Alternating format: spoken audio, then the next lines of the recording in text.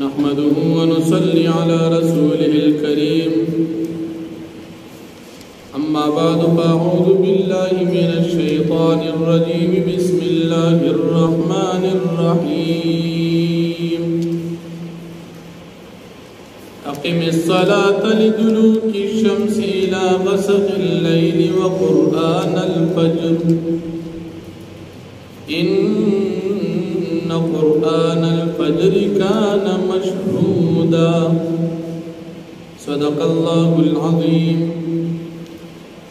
سورة بني إسرائيل انزل سم پارا او یم نمبر آیت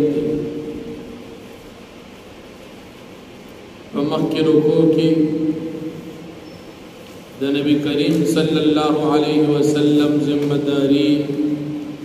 او دا نبی علیہ السلام مقام بیان شو پدی رکو کی ہم دا نبی علیہ السلام ذمہ داری او دا نبی علیہ السلام مرتبہ بیانی اللہ جل شانہ نبی کریم صلی اللہ علیہ وسلم تا پدی رکو کی سلور ذمہ داری بیانی اولنے ذمہ داری اللہ پاک نبی علیہ السلام تا فرمائی چتا منس کوا کلچن ورغوڑی تردش پی پوری دا منزن کوا او دا سحر منز ہم کوا بیا خصوصاً دا سحر دا مانزتا کید بیان شو انفرادی طور دا سحر منز ذکر شو او وجہم بیان شوا زکچ دا سحر مانزتا دا فرشتو حاضری کی دا فرشتو ذمہ دارے دوٹے ماں بدلی سحر مانزتا دا فرشتو یو جماعت حاضر شی مازگر پوری دا دوی ڈیوٹی وی مازگر منس کی شرکت دا جماعت دا دی فرشتو کی جمع نباد دا مازگر دا منز نباد شپے والا فرشتے دا مازگر مانزت راشی او رضی والا فرشتے اغا لارشی سحر پوری ڈیوٹی دا شپے والا فرشتے کی سحر جمع کی بیا دی حاضری کی دا سحر پا مانزکی دا شپے والا دا فرشتو او دا ورز والا فرشتو دا دوارو جماعتنو حاضری او دا مازگر پا مانزکی ہم دا دی دوارو زایو فرشتو حاضری نو پا نور منزنو باندی دا سحر او دا مازگر دا مانزو فضیلت زیاد دا سحر منز او دا مازگر دا منز دا دوار زایو فرشتو پا کتاب کی لکلیش سحر والا فرشتی چراشی ناغیم کلی کی چرا بندگان منستولا او شپے والا چر رخصتی گی دا سحر بانجی کی ناغیم کلی کی چمنگرات دونو بندگان مانجت والا کچھ منس خسوک گئی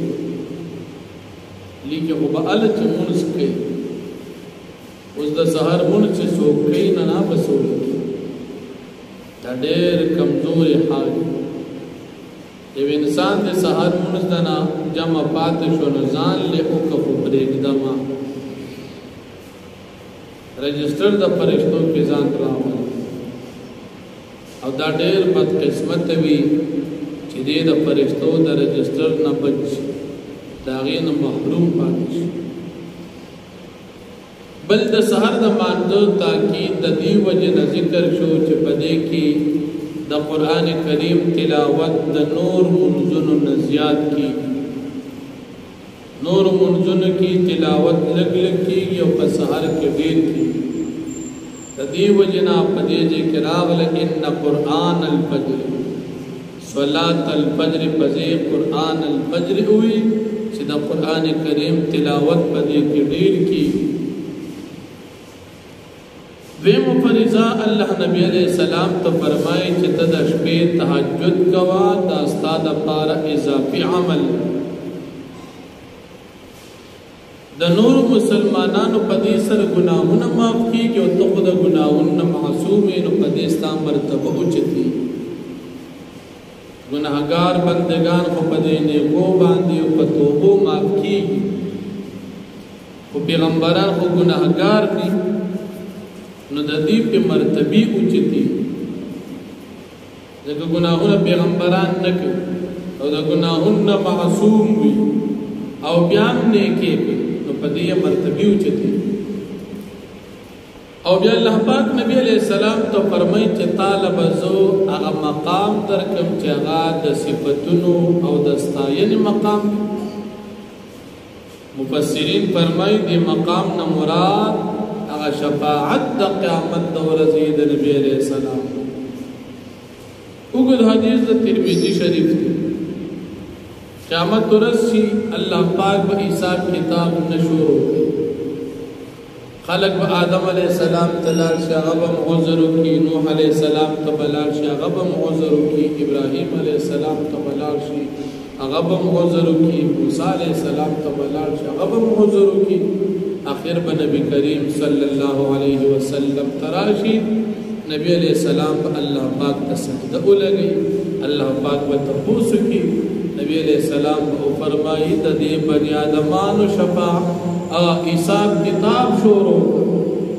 اللہ پاک من نبی علیہ السلام خبر قبول کی او شفاعت دا نبی علیہ السلام با قبول شی او دا ټول بنی آدم سره با حساب کتاب شروع شی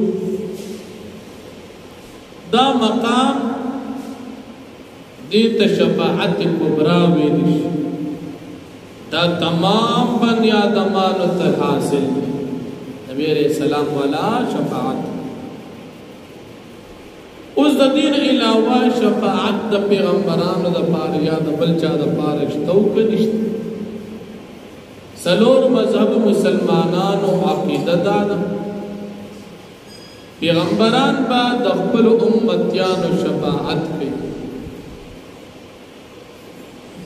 شہیدان با دخبل خلق و شفاعت پہ حافظان با دخبل خلق و شفاعت پہ او عالمان با دخبل خلق و شفاعت پہ دا سلور مذہب مسلمانان عقیدہ او دا شفاعت ثابت دی دا احادیث متواترہ قرآن کریم دا نصوص دا دی شفاعت دا بچا دا پاروی دا بدا گناہگار مسلمانان دا پاروی کافر دا پارا شفاعت نا قبلی اولانی شفاعت کبرا خو بنی آدمان ټول دا پارا حساب کتاب والا دا جنت تطلو والا شفاعت دا بصرف دا مسلمانان دا پاروی چی گناہگار خوارج و معتزلہ دا شفاعت نمانی اغیوی گناہگار بخا مخا جہنم تزی جنت تاڑو زیبنا او دا دی دا پار اڑو شفاعت شتنا او پا قرآن کی چکم آیاتون دا کافران و دا نفی دا شفاعت راغل دی اق آیاتون رالی ہوئی دا مسلمانان دا پار قرآن کریم پہ اللہ پاک فرمائی دا کافران با شفاعت نکی اق آیاتون دا رالی او چکم مسلمانان دی او گناہگار دی وی دا دی پا بارکی دی دا پارا با شفاعت نکی دا غلط ہوئی کافر دا پارا شفاعت نشتا گناہگار مسلمان دا پارا شفاعت شتا دو قسم آیاتنا و حادیث دی کم جے کی چی دشتو مسئلہ دا اغدا مسلمانان دا پارا کم جے کی چی دا نفی مسئلہ شفاعت نشتا دا کافران دا پارا پیغمبران با شفاعت کے یو شہید با دخبل خلق اویا کسان شفاعت کے یو حافظ با دخبل خاندان دلس کسان شفاعت کے او یو عالم با دخبل مقتدیان و دشاگردان شفاعت کے عثمان بن عفان رضی اللہ عنہ فرمائی کہ نبی کریم صلی اللہ علیہ وسلم فرمائی پا قیامت کے اولن حق دا شفاعت پیغمبران ہوتے بیا به عالمانو ته او بیا به شهیدانو ته. عبداللہ بن عمر رضی اللہ عنہ فرمائے کہ نبی کریم صلی اللہ علیہ وسلم فرمائے قیامت ورځ اللہ رب العالمین با عالم ته وایي چې ته د خپل شاګردان ځان سره جنت ته بوځه. څومره متعلقین دي ځان سره بوځه. دومره خلق ته اجازت دی لکه د اسمان دستور چې څوک ته بوځي هغه څوک به بوځي چې د علماء بې ادبي نه کوي. هغه څوک به بوځي چې د خپل لیډر د وجې نه د عالم د ګیرې او د پګړې بې عزتي نه کوي. نن سبا خو فضا داسې ده. الله پاک دې رحم وکړي. سابقه وزیر اعظم عمران خان صاحب جناب تربیت دی. اوس هم لیونیان داسې کم عقل بې وقوفان شته چې د عالم د ګیرې او د پګړې بې عزتي هغه خپل باتوري ګڼي. هلکه د خدای باندې یو سړي سره د مینه ده نو خو دین نه خو ورپسې مه تېرېږه. هر چا سره پاټۍ کې خپل کار کوه خو دونه په پاټۍ کې مخکې مه ځه چې ته د ګیرې او د پګړې او د عالم او د جومات او د مدرسې او د دین بې عزتي کې دا ستا نقصان دی. پاکستان آزاد شوی 1947 کې د 2018 نه وړاندې دا بې عزتي په تاریخ کې چا نه وي او د 2018 نه بعد صرف د یوې پارټۍ دومره بې عزتي وکړي چې په تاریخ د انسانیت کې به چا نه کړي. څوک به یې مني او څوک به یې نه مني او دا کم عقل دی. بې وقوفان ستا مینه د چا سره لکه یو سړی په نیشنل پارټۍ کې یا پکې یو سړی په پیپل پارټۍ کې د شل پیرې خو یې کړ خپل کار دی پکې تا خو علما د دین نه منې کوي چې د سره ولې یو سره یو سړی وایي زه د عمران خان صاحب پارټۍ کې ډېره ښه ده یا خپل کار کوه سره جلسه کې جنډه اوچتې پارټي کې څه کې کوه خو یو سړی وایي زه د عالم سر رالم په خرې لګو نو که ته د هر چا پارټۍ کې دا تا ته شریعت اجازت نه درکوي. یو سړی وایي زه د ګیرې بې عزتي کوم نو چې هره پارټۍ کې تا ته شریعت اجازت نه درکوي. دا تا ته قرآن او سنت اجازت نه درکوي او چې ته وایې چې زه دا خپله سیاست ګڼم نو دا تا د ایمان نه خلاصوي. دا ستا دپاره د نقصان سبب دی. نو په قیامت کې به د علماء شفاعت حاصلېږي خو هغه چا ته چې چا د علماء عزت کړي. او څومره خلکو ته نبی علیہ السلام فرمایي لکه څومره چې د اسمان ستوري دي دومره تا ته اجازت ده. نو چې چا د علماء عزت کړی به بوځي خو چې چا د علماء بې عزتي کړي دي نو ګورې یاد وساتي هغه سړی به عالمان شفاعت سره نه بوځي.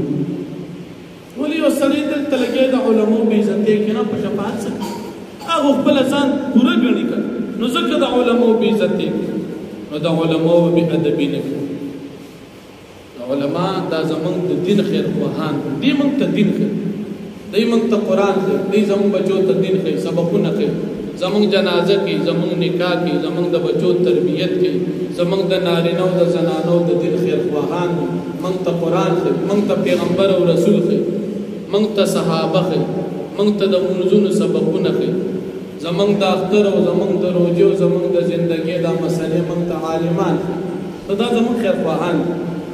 او که موږ راپاڅو چې دغه عالم بې عزتي کړو نه شریعت تا ته اجازت د یو نه درکړو تر دې چې تا ته شریعت د کافرانو د ملا بې عزتۍ اجازت هم نه درکړي. که کافر دی د هغې خو مشر دی که بې عزتي مه کوي او لا پات خو د مسلمانانو بیا چې مسلمان نو چې مسلمان د علماء د نیکانو خلکو به قدر احترام کې او پاتې شو د سیاست معامله نو هغې کې چې څه کې کوه خو علما او دین مه چېړه.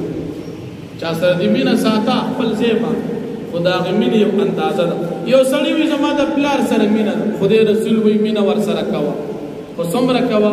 یو سړی وي زما د پلار سره ډېره مینه ده زه بوت یو سجده ولګو نو دا اجازت خدای رسول نه ورکوي ولې دا مینه سمه نه ده.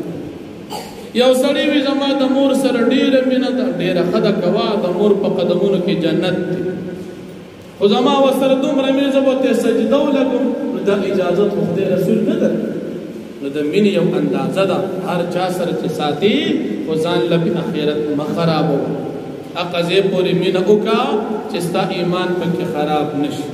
نو الله جل شانه دې موږ او تاسو د عالمانو د بې ادبۍ نه وساتي بیا نبی علیہ السلام ته الله درې ذمہ داری بیانې چې تو وایا چې ما مدینه منورې ته په خیر سره داخل کړ او د مکه مکرمه نه په خیر سره وباسه او بیا الله پاک چې کله نبی علیہ السلام مکه مکرمه فتح کړه آیت نازل کړي حق راغی او باطل ختم نبی علیہ السلام سره د لړګي همساوه بیت الله شریف نه کافرانو غیر چاپیر 380 بوتان یې خودل او د یوې ورځې یو بوت ساتل نه یو ورځ لکه مثال نن د سروز ده د دې ورځ په خاص بوت هغه ته دې ورځ باندې ځان ستړي کو نو سبا له بیغه سیټ تکبل به راوړا ته کو کما قد بیا بل نو 380 بوتان یې ساتل چې کله نبی علیہ السلام مکه مکرمه فتح کړه یو بت به راوړسو حق راغی باطل ختم هغه کعبه د بوتانو نه پاک شوا د څه د وجنه د اسلام د وجنه او بیا الله پاک فرمایي قران کریم میں نازل کړی دی چې دا د هر بیماری شفا ظاهری بیماری شفا ده او د باطنی او د روحاني بیماری شفا کته ځان له علاج کې او ځان صحت برابر قرآن ته وګورئ هغه کې استاد ایمان او استاد نیک منشور علاج پروت الله دې موږ تاسو ته په قرآن شفا راکړي او بیا الله جل شانه د کافرانو بدبختی ذکر کې چې کله په تکلیف وي الله ته چغې او چې کله په راحت وي نو بیا د خپل خدایانو عبادت کوي نو بیا الله پاک فرمایي زستاسو په هر کار باندې پیم هر چاته په خپل عمل مطابق جزاء او بدله ورکړي نو فرمایي اقیم الصلاة تقایم کا منزو لدلوک شمسی پا وقت اوڑے دلو دنور کی ماسپخین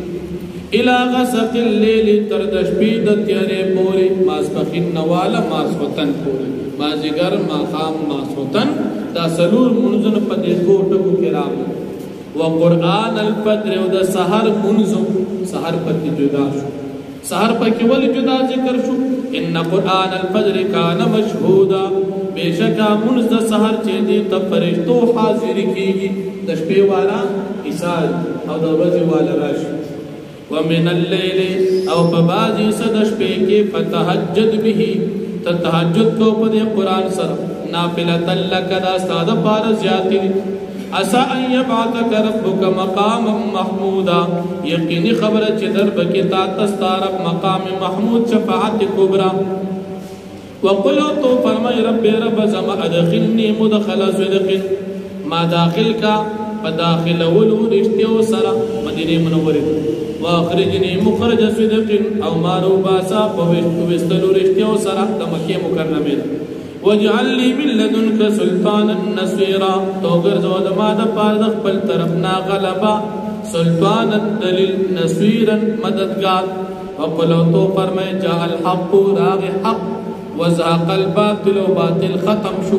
حق راغ رب العالمین وحدانیت او باطل ختم شو د بوتان عبادت ان الباطل كان زهوقا بشك باطل چدا ختم دن کړي وننزل من القران ما هو شفاء